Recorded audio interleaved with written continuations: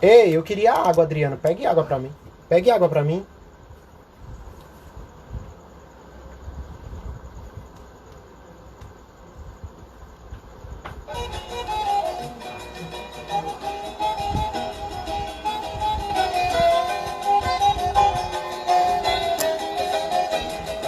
Oi, Carol. Boa noite. Jeane Caldas. Ora.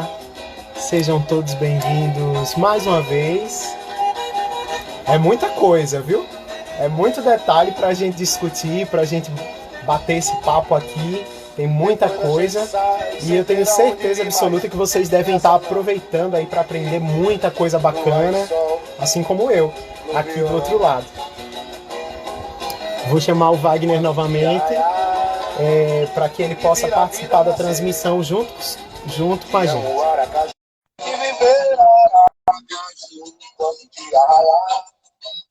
Adelinha, um beijo.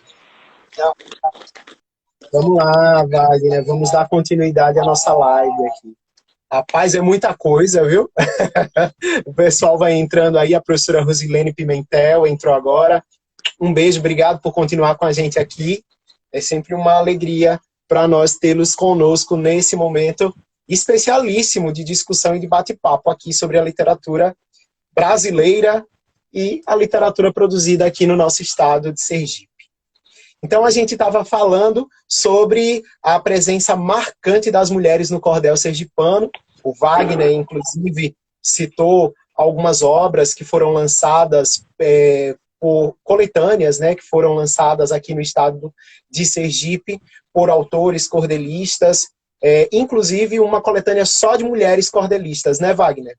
Isso, um trabalho de excelência. Essas meninas aqui são danadas.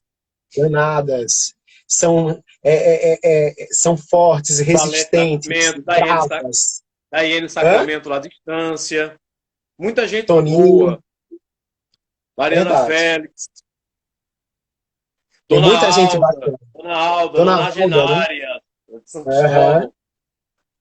Então, vamos voltar aqui rapidinho para a gente dar continuidade à nossa pauta, Wagner. Enquanto isso, o pessoal vai chegando aos pouquinhos e a gente vai dando continuidade aqui à nossa pauta. Então, somente na segunda metade do século XIX, logo após a separação de Sergipe da Bahia, é que vão aparecer, de fato, elementos e as condições que são imprescindíveis assim à gestação de uma literatura como expressão de realidade sergipana. Obviamente que tudo que foi produzido antes não se deve Não menosprezar, não tem se deve. essa ideia Não, de. A gente resgata por motivos de valores literários, enfim. Mas a gente não tem uma ideia de identidade sergipana, porque essa construção identitária, essa prática discursiva que foi vinculada inicialmente ao romantismo, com uma ideia de brasileiro, fazendo uma comparação, é como se a gente quisesse exigir da literatura árcade ou da literatura barroca um conceito de brasilidade. Mas como se nós, território ali representado, se nós éramos Portugal, então a gente não vai ter uma expressão no barroco de uma ideia de brasilidade ou jeitinho brasileiro, ou ainda no arcadismo e tal. Por quê?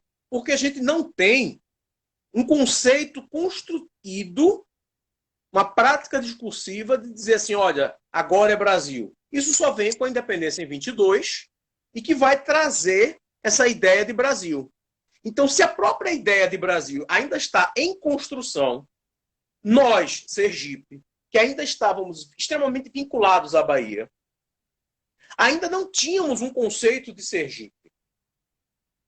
Então, nós tínhamos uma produção cultural limitada e que só alcançava, e só os que chegaram a nós se expandiram além das fronteiras de Sergipe.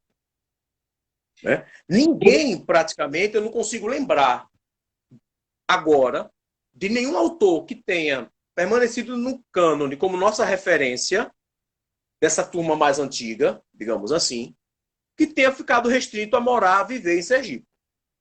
Se João Ribeiro, se Silvio Romero, Tobias Barreto Tobias tivessem Barreto. pontuado por aqui, Não saberíamos deles, como não sabemos de outros tantos.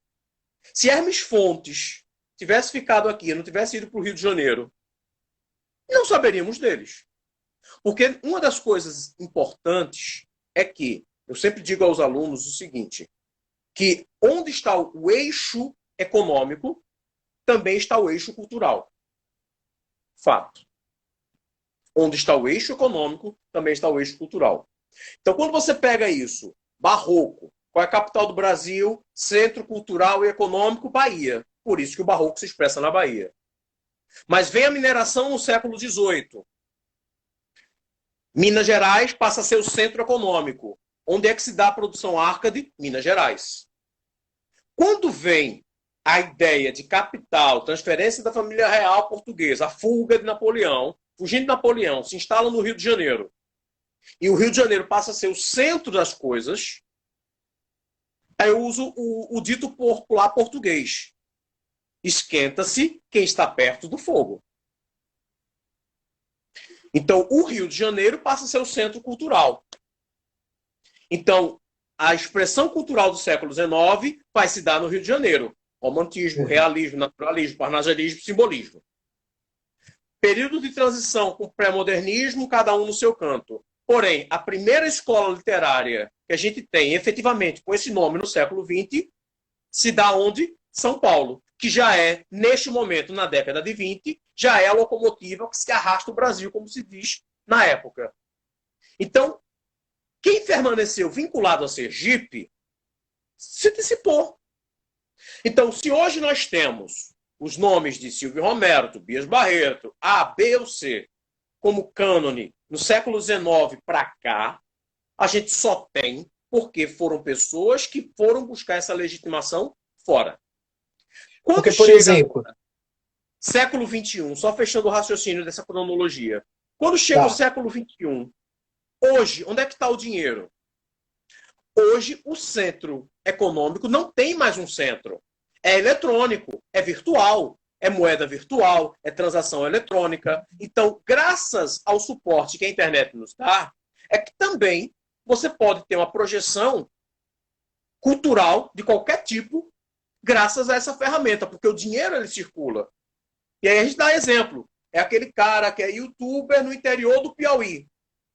Se a literatura dele, a produção cultural dele, o vídeo dele ou o humor dele tivesse limitado à praça do interior do Piauí, ninguém conheceria o cidadão. O outro que era aqui de Penedo, também. A plataforma da internet, ela está intimamente ligada à relação econômica que a gente tem com a contemporaneidade. Então, por exemplo, hoje eu estou em Aracaju, isolado, enfim. Mas eu poderia estar no outro lado do mundo e pessoas de Sergipe, assim como a gente tem gente aí que eu vi que é de Brasília, que foi meu aluno, hoje mora lá, tem gente que estudou comigo que está lá em Pernambuco, tem gente que é de São Paulo, e que hoje a gente não tem um centro econômico. Hoje a gente fala para pessoas que estão Brasil afora, mundo afora, via internet, morando na capital do menor estado brasileiro. E essa relação permite que a literatura produzida em Sergipe alcance outras instâncias, para fazer um trocadilho com a cidade de distância.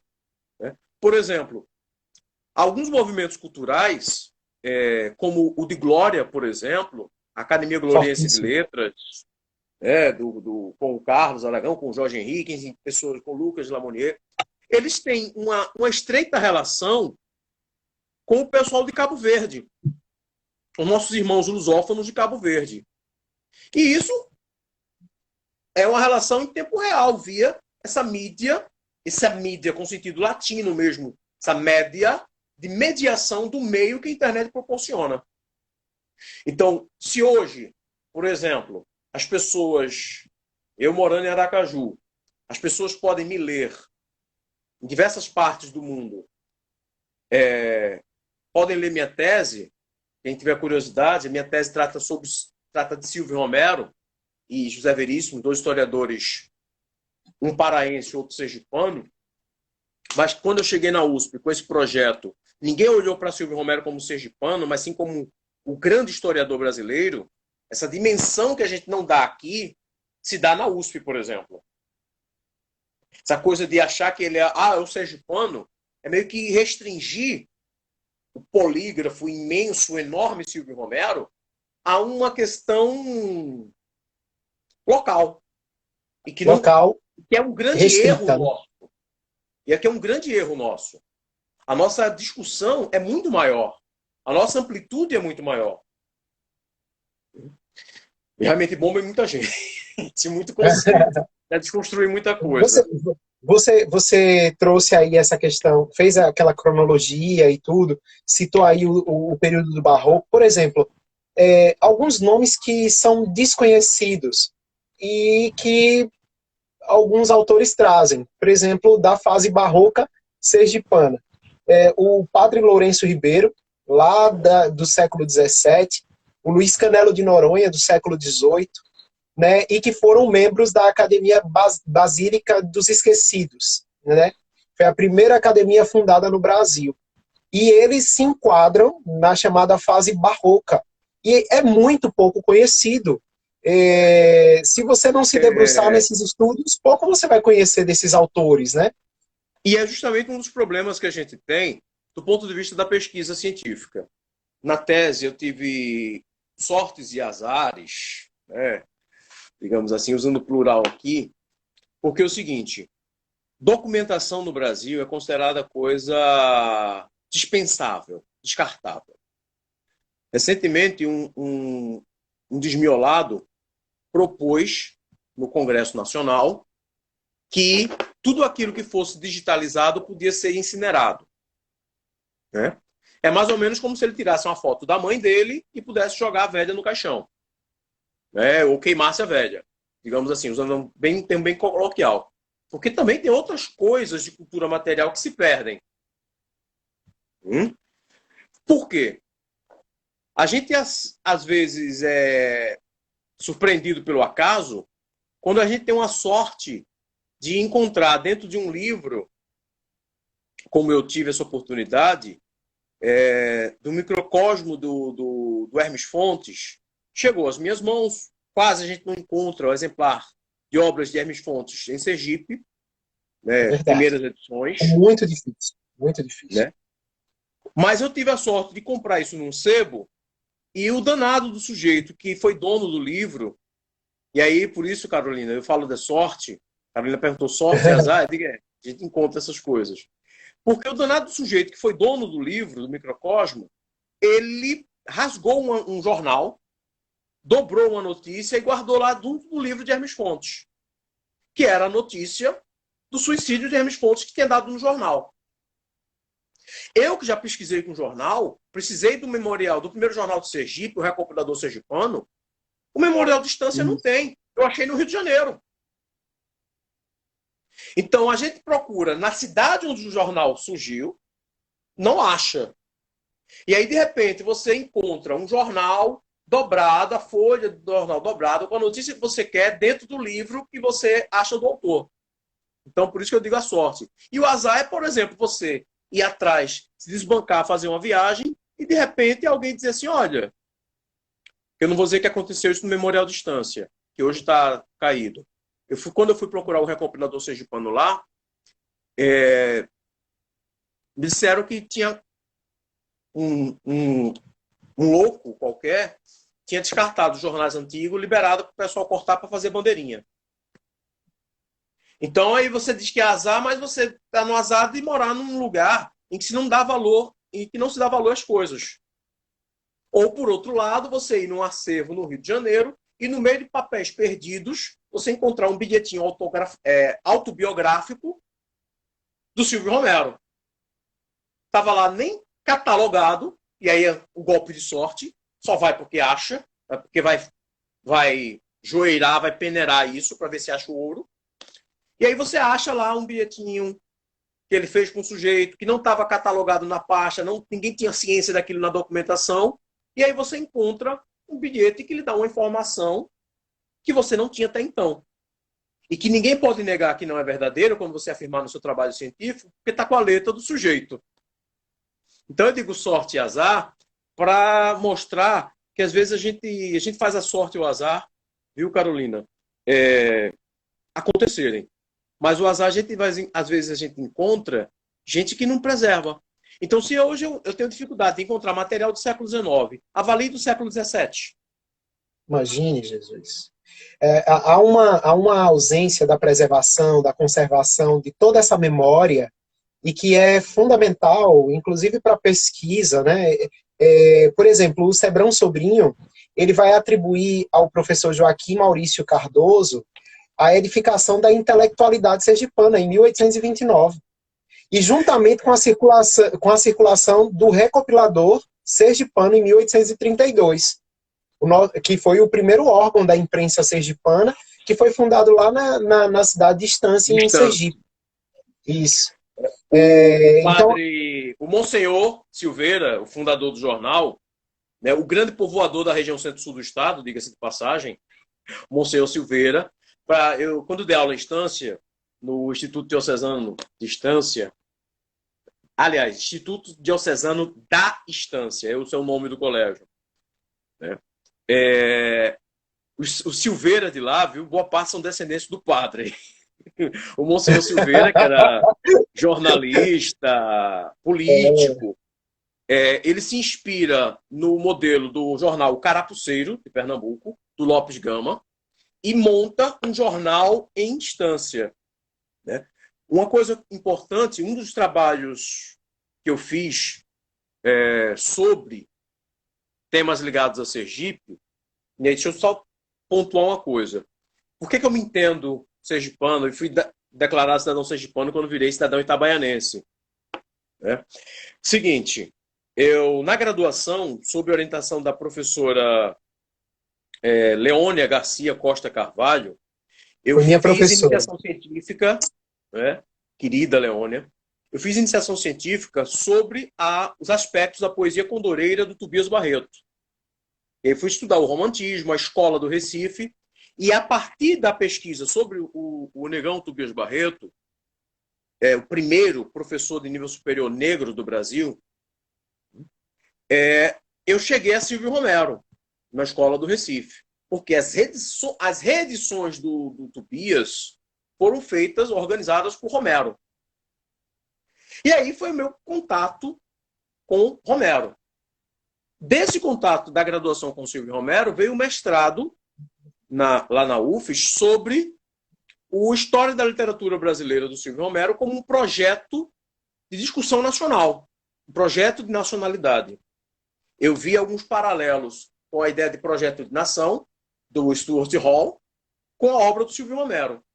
Mas, paralelamente a isso, eu tinha feito uma primeira especialização, fiz duas. Eu fiz a primeira especialização em língua portuguesa e linguística, em que eu trabalhei com os anúncios do recopilador sergipano. Por quê? Porque o recopilador ele tem esse nome porque ele era um grande coletor de notícias de outros jornais, em que ele montava uma espécie de resumão de outros jornais e publicava.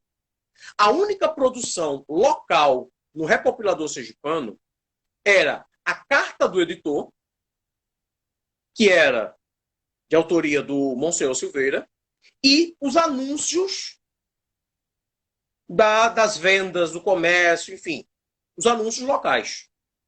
Ou as cartas fingidas de leitores, que eram, na verdade, escritas pelo Monsenhor Silveira, e ele publicava. E aí eu fui trabalhar com a ideia de função conativa no português circulante na primeira metade do século XIX em Sergipe.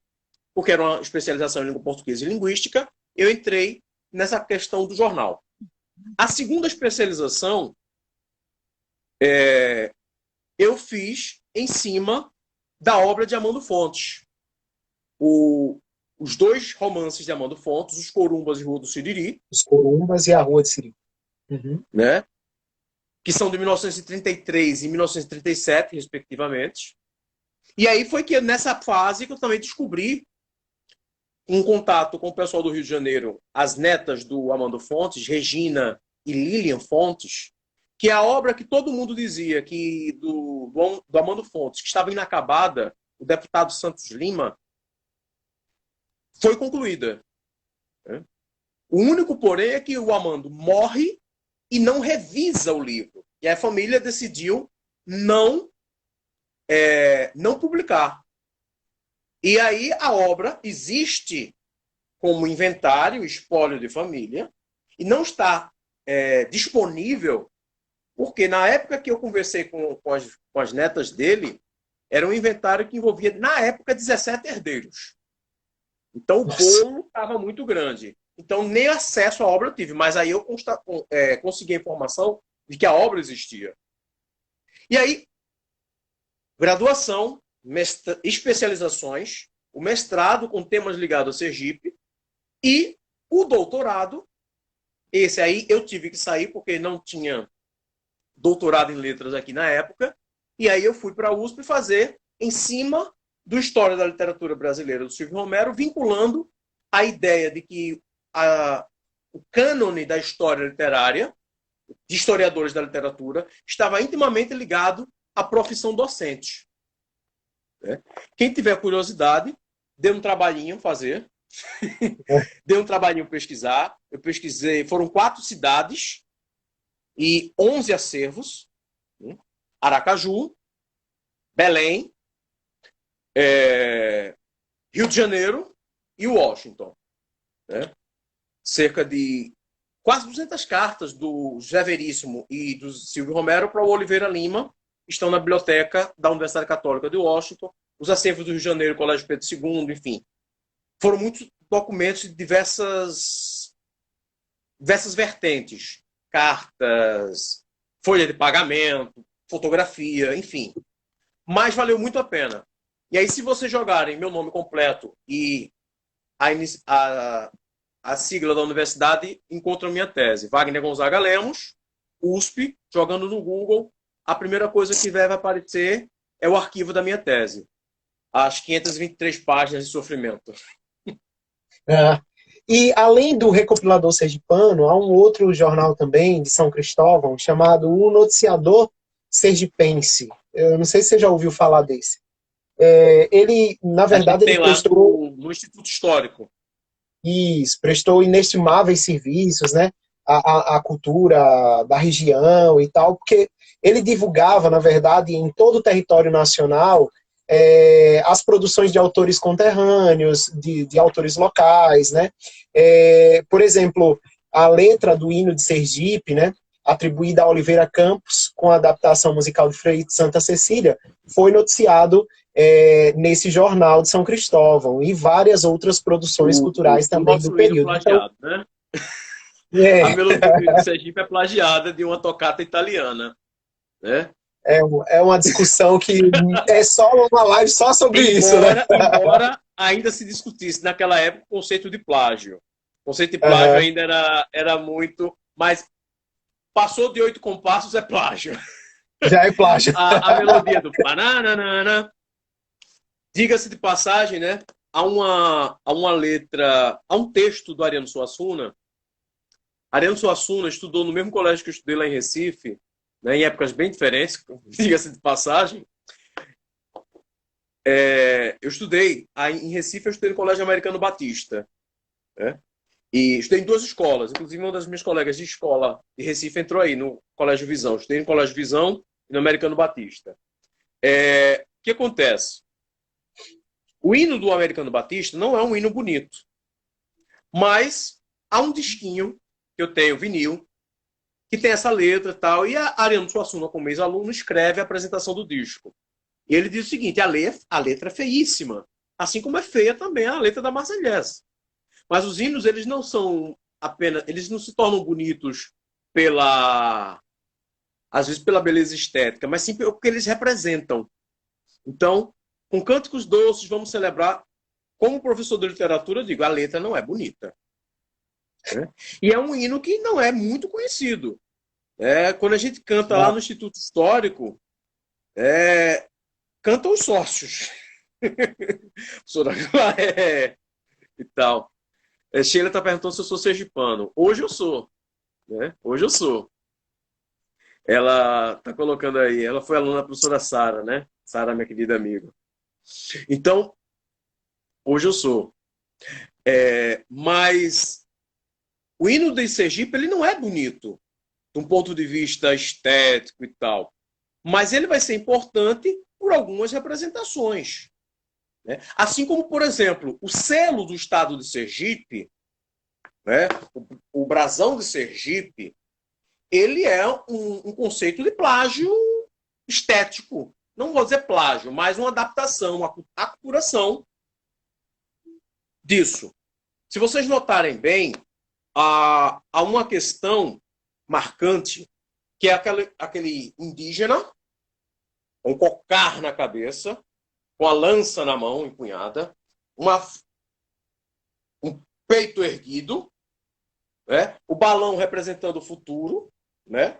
E a frase que sob a lei, né? Que está regido sob a lei. O interessante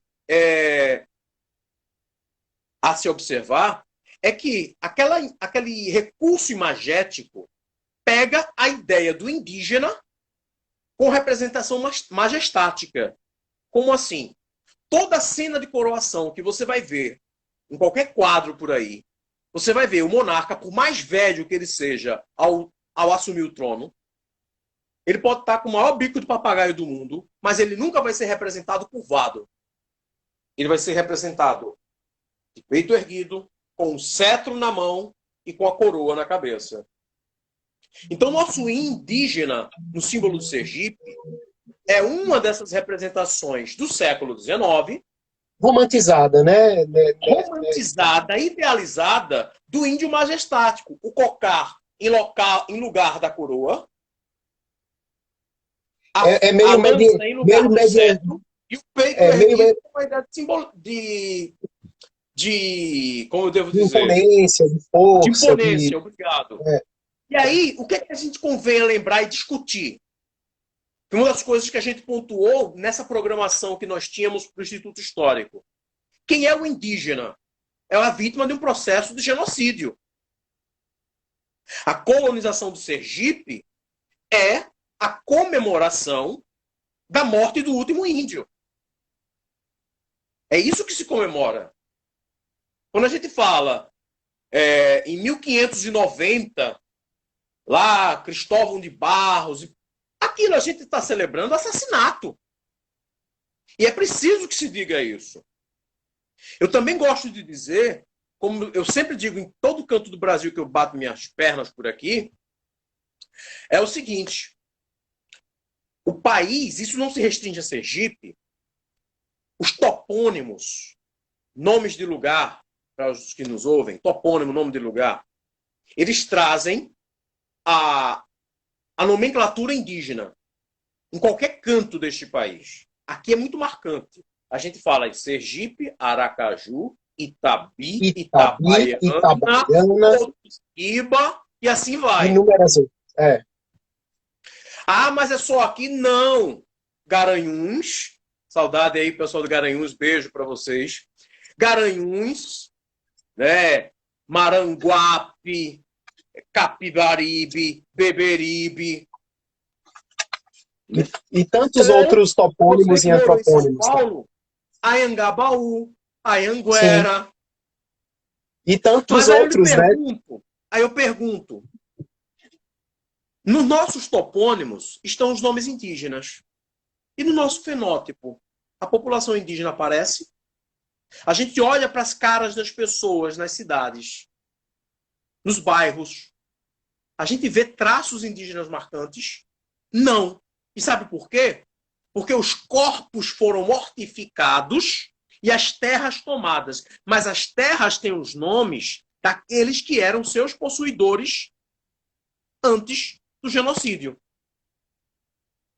Então a gente tem que lembrar também que uma literatura que se proponha em Sergipe, com produção cultural de Sergipe, ela não pode ser uma literatura sonhadora.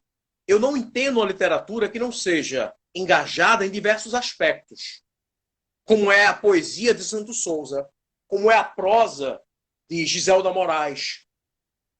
como é a própria poesia de Giselda Moraes, como é Ilma Fontes, e outros tantos. E isso, ao tratar dessas coisas, sem fugir de um ponto principal que vai marcar a literatura de qualidade: os temas universais. A abordagem universal. A gente não adianta dizer, o traço cultural sergipano vai aparecer, ou com esse vínculo aqui, que eu tenho há quase 30 anos de Sergipe, ele vai se manifestar com a abordagem também do universal. É a ideia de amor, é a ideia de ódio, é a ideia de conceitos marcantes, como, por exemplo, a gente vê numa filosofia poética. Eu tenho visto, eu posso destacar 2 autores contemporâneos que eu gosto muito da pegada poética: Jorge Henrique Vieira, de Nossa Senhora da Glória, e Isabel Nascimento, que tem tido uma pegada de poesia filosófica. E que esses 2 autores contemporâneos tratam de temas universais. E quem consegue ser universal é entendido em qualquer canto. E vai levar consigo, usando a expressão muito recorrente para falar do local, vai levar consigo a sua aldeia. Vai levar consigo a sua aldeia. Por exemplo, outro autor que me emociona bastante, Amando Fontes. Os Corumbas e Rua de Siriri. Os Corumbas e Rua de Siriri. Olha, o Jorge Henrique entrou. Jorge Henrique, acabei de falar em tu, homem. Entrou um pouquinho depois. Por exemplo, a cena final, eu não vou dar esse spoiler aqui, embora eu sempre diga para os alunos que uma grande obra, ela vale pelos temas que ela discute e não pela história que ela conta. Literatura que discute historinha, não é? Enfim, isso vai diferenciar de uma baixa literatura, digamos assim. É uma literatura que fica, eu preciso dizer isso. É uma literatura que ainda vai continuar respondendo às nossas inquietações. É esse o grande ponto. Né? Era o seguinte: a cena final dos Corumbas é uma cena muito triste, um desgraça muito triste, e que pode ser lida em qualquer canto do mundo com lágrimas nos olhos. Por quê? Porque trata de amor de mãe, amor de pai, mas com toda uma carga de referência sergipana nas expressões que usa. O Rua do Siriri, de 1937, você vê o cenário. O Amando Fontes, ele é inovador no modernismo brasileiro. Ele é inovador no modernismo brasileiro porque ele é o primeiro a discutir temas regionais numa ambientação urbana. No bairro industrial, ele vai discutir a exploração sexual da mulher, inclusive. Ele vai discutir a questão da prostituição, de uma riqueza enorme. E aí o que acontece com o Amando Fontes? Você reconhece expressões locais, no duro, expressões bem regionais, mas das quais ele se vale para discutir temas universais. E isso é o que faz o Amando Fontes ser grande. Superior, agora vão me bater, superior ao Jorge Amado. Digo isso. Eu já pensava isso e fiquei espantado quando um dia achei um texto de Mário de Andrade dizendo a mesma coisa. E um texto de Graciliano Ramos dizendo a mesma coisa. Em algumas coisas, Jorge Amado perde a mão, para mim. E Amando Fontes, ele é mais a literatura de que eu gosto. Se aproxima ali do Graciliano, a literatura mais pujante. O Wagner, outra coisa que a gente disse que ia pontuar, que eu não quero encerrar a live sem antes a gente falar um pouquinho dele, além de Amando Fontes, além da Giselda, além de Santos Souza, que a gente já falou tão bem, e de outros nomes que compõem aí o cenário da literatura sergipana hoje. Só recapitulando rapidinho para quem entrou agora, a gente falou um pouquinho sobre a cronologia, e agora a gente está falando e ressaltando alguns nomes importantes da nossa literatura produzida em Sergipe. A gente teve a primeira fase aí, foi uma fase vital, né, a questão de uma fase de apropriação do fenômeno literário e tal, e aí depois a gente tem uma segunda fase, que é uma fase de um processo de posse mesmo, né, marcado aí com o advento do romantismo A e tal, e criação a gente discute identitária, né? A criação, o discurso de criação identitária. É o uma discurso prática da criação discursiva. identitária, exatamente, e agora essa terceira fase, em que a literatura produzida no território sergipano tem adquirido uma fase de maior amadurecimento, acredito eu. Eu acho que ela está cada vez mais se amadurecendo mesmo no seu processo de produção, de criação, e essa efervescência de produção literária que nós temos aqui. Então, dá-se o percurso da literatura sergipana dá-se em consonância com a literatura brasileira, porém, devido a algum contexto, né, no nosso espaço cultural e as nossas condições geográficas, econômicas, sociais, políticas, acabam interferindo um pouco nesse desenvolvimento, tornando ele um pouco tardio, né? Mas é claro e obviamente que não desvinculado do contexto social, local, o que faz esta engajada num ciclo de produções artísticas existentes no início do nosso processo de formação literária. Então, devido à nossa realidade existente em nosso estado, às vezes essa literatura não pode ser englobada na periodização de uma literatura nacional brasileira. Mas é claro e obviamente que a gente não perde as nossas singularidades, a nossa particularidade, enquanto produção literária brasileira também, antes mesmo de Só ser sergipano. uma coisinha para pontuar. Às vezes a gente quer rotular um autor ou outro, vincular uma corrente, mas eu sou do partido que digo o seguinte: uma grande obra, um grande autor, ele não pega rótulo. Às vezes a gente, por uma questão didática, joga Machado de Assis no realismo.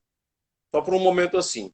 Machado era muito maior do que o realismo. Chega até os nossos dias e responde questões dos nossos dias. O que é que eu olho, por exemplo? Muita gente olha a poesia de Santos Souza. Para quem não conhece a figura, era essa figura ilustre aqui, né? Santos Souza. Maravilhoso. E a poesia de Saudade, Santos Santos Souza. Souza, a gente não consegue encaixar, propriamente dita, em algum outro movimento literário brasileiro. Ele é um poeta enorme, ele é um poeta grande demais para ser rotulado. E eu não estou falando isso com nenhuma ideia de bairrismo. Eu estou falando isso com um conceito técnico de literatura. Porque literatura é ciência da literatura, e discussão. Então, a gente não tem uma ideia aí amarrada de pegar um grande autor e rotular. Então, por exemplo, na medida em que a gente diz que Tobias Barreto, grande negrão Tobias Barreto, pertenceu ao romantismo, a gente às vezes está arrumando a solução para uma questão mais didática. Porém, enquanto alguns celebravam a escravidão para discutir a abolição, vamos dizer assim, celebravam o tema da escravidão, a poesia social, como Castro Alves, com a ideia de isenção. Então, eu gosto das metáforas de Castro Alves. Ele é muito melhor poeta de metáforas de construções de hipérboles e grandes eloquências do que Tobias. Uhum. Não dizer uma bobagem dessa. Porém, do ponto de vista político, Castro Alves faz o quê? Ele pega a culpa da escravidão e joga sobre Deus.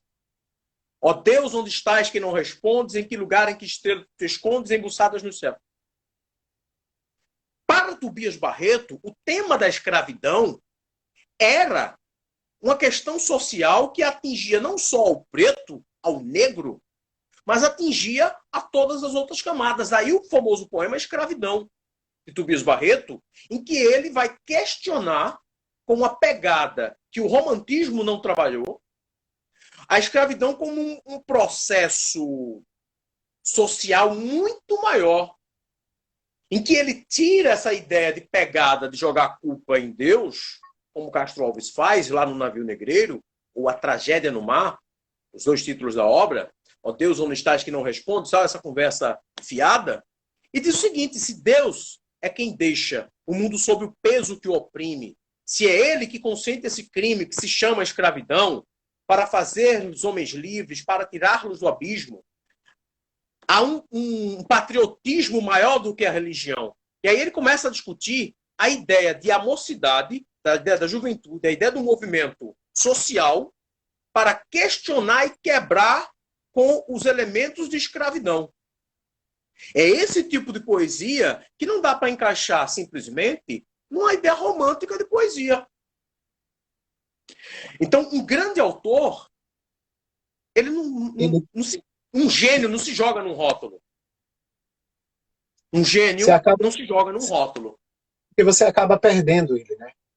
Toda a genialidade, a grandiosidade da obra. E outra coisa, você amarra ele, você restringe ele a querer dele determinadas características. O último livro do Silvio Romero, em 1914, o ano da morte dele, um livro que se chama Minhas Contradições. O que é que esse livro tem de interessante? Os inimigos do Silvio Romero diziam que ele era contraditório porque em obras subsequentes ele discordava de si mesmo. Ele dizia uma coisa aqui e anos depois ele dizia outra. E aí ele se defende dizendo o seguinte: olha,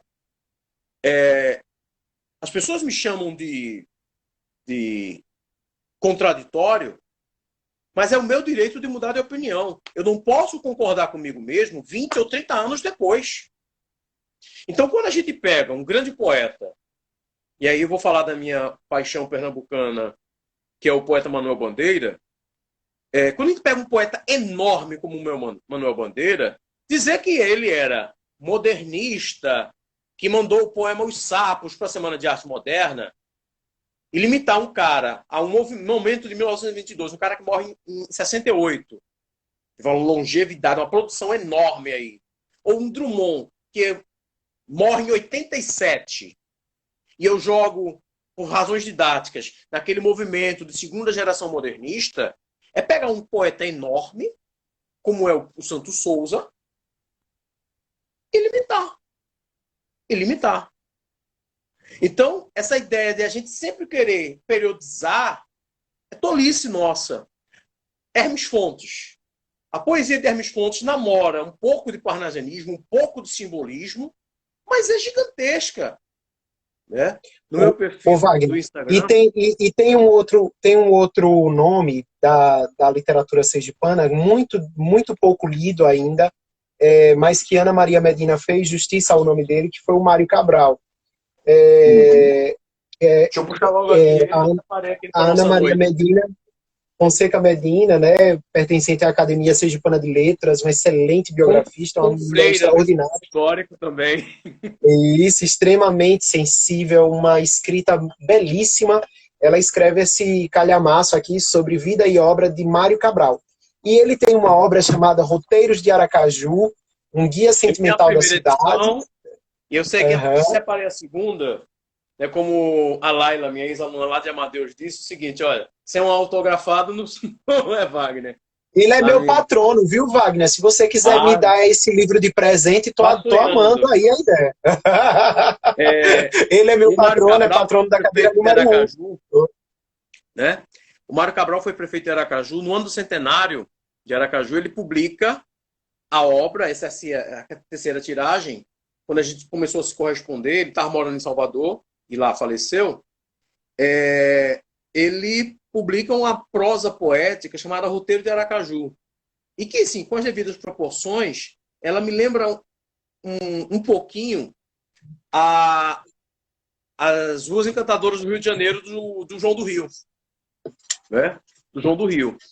E numa dessas correspondências que eu tive com o Mário Cabral, ele já estava na casa quase dos 90, ele me mandou um soneto manuscrito chamado Anciã Idade, com um trocadilho de ansiedade, em que ele falava sobre a proximidade, o desejo, a ansiedade com a chegada da morte. Grande Mário Cabral. Foi uma das figuras que a gente separou para conversar com só para a gente ressaltar um pouquinho sobre a importância dele, ele estudou no Ateneu Pedro II, fez o curso superior bacharelado em Direito, né, pela Faculdade de Direito da Bahia, foi promotor público, né, foi um homem devotado ao direito, mas também foi jornalista, foi um exímio poeta, né, foi prefeito da cidade de Aracaju, foi crítico literário, então ele tem assim uma trajetória recheada de coisas maravilhosas. E o roteiro de Aracaju, que é essa obra que o Wagner mostrou aí, ela retrata a Aracaju antiga, os tipos populares que aqui existiam, ele vai falando um pouco sobre eles, o zoneamento urbano, os costumes, as festividades. Ele fala, inclusive, sobre as fontes, né? Vai evocar cores, vai evocar cheiros, vai evocar sabores e saberes de nossa cidade. E é uma obra, assim, um marco. De né? memória que lembra muito Murilo Melins. Sim, a questão memorialista, né, da obra, né?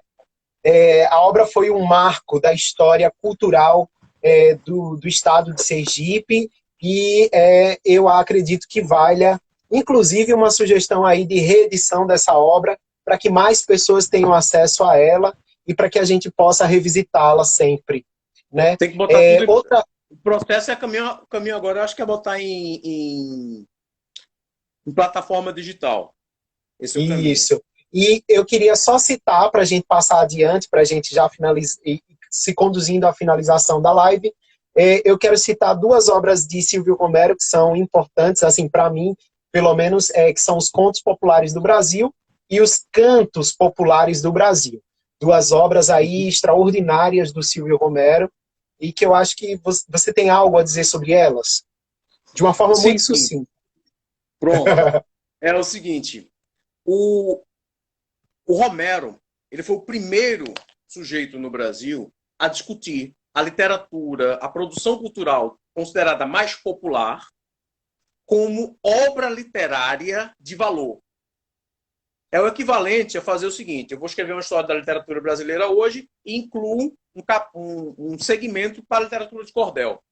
Isso, no final do 19, era extremamente inovador. Se hoje tem quem considere essa produção algo menor, em 1888, quando o Romero faz isso em História da Literatura Brasileira e inclui essa perspectiva, ele se apropria de um pensamento do romantismo alemão, de um pensador chamado Herder.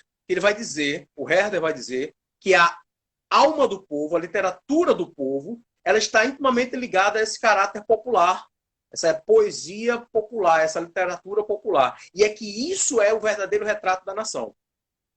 É o que ele vai chamar de certo nativismo, numa entrevista que ele concedeu a João do Rio, que está na obra O Momento Literário, e que eu incluí também nos anexos da minha tese. Para quem entrou depois, Wagner Gonzaga Lemos, USP, você joga no Google, dá para baixar minha tese, está disponível para baixar. Eu incluí esse material, inclusive alguns materiais inéditos do Silvio Romero. Outros materiais inéditos do Romero, são 3 obras inéditas que eu encontrei dele, 3 estudos inéditos aí, Carolina, que falou da questão do azar e da sorte, perguntou, né? Para um pesquisador, você encontrar 3 obras inéditas do seu objeto de pesquisa é negócio qualquer coisa de doido. O cara fica comemorando a Mega Sena da pesquisa científica. E que essas 3 obras inéditas é que são agora meu objeto de estudo, de trabalho, de paleografia,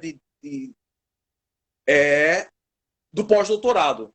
Pós-doutorado que eu emendo agora na USP também em cima dessas 3 obras inéditas do Silvio Romero. 3 estudos que ele fez em cima de 3 autores brasileiros. Né? Castro Alves, Gonçalves Dias e Euclides da Cunha. Maravilha. Inclusive, o estudo que ele fez sobre Euclides da Cunha era para acompanhar a segunda edição de Os Sertões.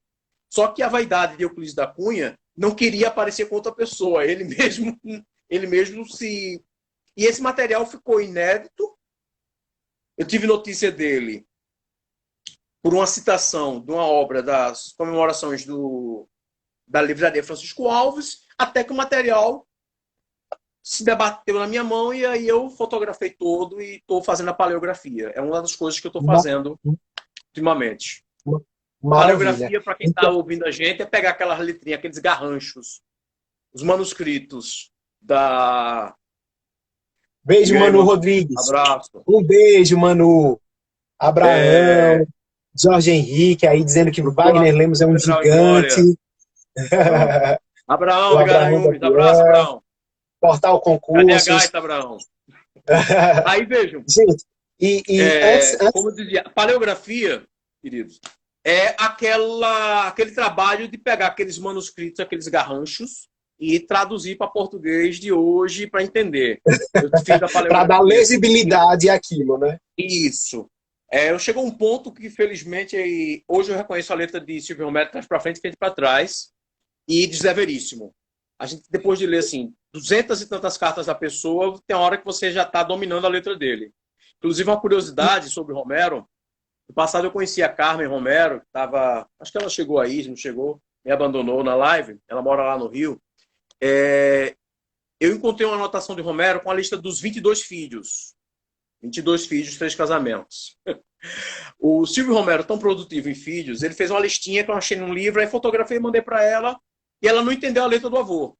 Aí ela disse, escreve de volta para mim, que eu não sei, não entendi nada. Chega a esse ponto, a gente, até o rascunho dele, a gente bate o olho e identifica. É Wagner, prazeroso.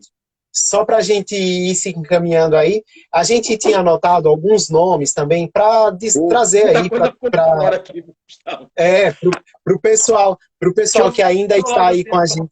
Olha, pessoal, a gente falou sobre produção pouca, sobre Sergipe. A professora Joseana, lá de Campo do Brito, organizou essa obra, eu faço parte. Como é o nome da obra? No Lumiar da Literatura Sergipana. Sim, no Lumiar da Literatura Sergipana. Só com autores, os autores dos capítulos, né? Eu tive a honra de abrir a obra com um capítulo sobre minha querida amiga, saudosa amiga Giselda Moraes, mas tem aqui material sobre o professor Márcio Carvalho, sobre a Lina Paim, material da Raquel Pereira Lima. Raquel trabalhou comigo lá hoje professora da UFES, do departamento lá de Libras, e com a professora Jeane, sobre Antônio Carlos Viana, né? Josiana Fonseca, ela é pesquisadora sobre a obra de Maria Lúcia Dalfarra e Francisco Dantas, outro autor que estão falando aqui, en passant, né? E o professor Sérgio Murilo também, que fez um material sobre Chico Dantas. E a Areta, que está aí assistindo a nossa live, que tem um trabalho aqui também sobre Chico Dantas e a obra Cabo Josino Viloso. Quando reabri, eu soube que a Escariz, viu, pessoal, estava entregando. Está disponível na Escariz, né? Josiana também está no meu Instagram, se der uma procurada aí, ela também pode descobrir outro jeito de passar temas sobre isso aqui. A Academia de Letras de Aracaju diz assim, Wagner tem um laboratório de estudos literários na UFRJ que tem feito estudos sobre a análise que você apontou. Ainda você já tem essa ciência? Não sabia não. Como eu estou mais vinculado a São Paulo, eu fico e a Sergipe, Pernambuco, enfim. Eu preciso voltar para Belém. E também é muita informação hoje, Gustavo, para a gente dar conta. É muita coisa. Enorme de dados. Enorme. Então, eu queria só pontuar para a gente ir para as declamações finais, porque eu vou declamar um poema, você vai declamar outro. A gente tinha listado aqui, só para dar uma ideia ao pessoal que está em casa, alguns nomes por exemplo, para a gente publicar, viu? Esse roteiro aqui que a gente montou, dá mesmo. Uma coisa maravilhosa. Estou aí à sua disposição para a gente poder escrever junto. Só para a gente botar aqui na pauta, eu anotei algumas coisas. Ô, Igor, Itabaiana aí presente. Sou cidadão itabaianense, vi? Virei sergipano, vi Itabaiano. Olha, entra também Itabaiano. É o seguinte... Muito obrigado pela presença de vocês. Paim, Chico Dantas, Vladimir Souza Carvalho, itabaianense. Isso é a prosa, né? Na prosa sergipana. Adélia Mota, também itabaianense. Isso. Nossa querida, saudosa Núbia Marques. Isso, maravilhoso. O Mário Cabral. Vivíssimo aí. A minha querida professora Aglaé Fontes.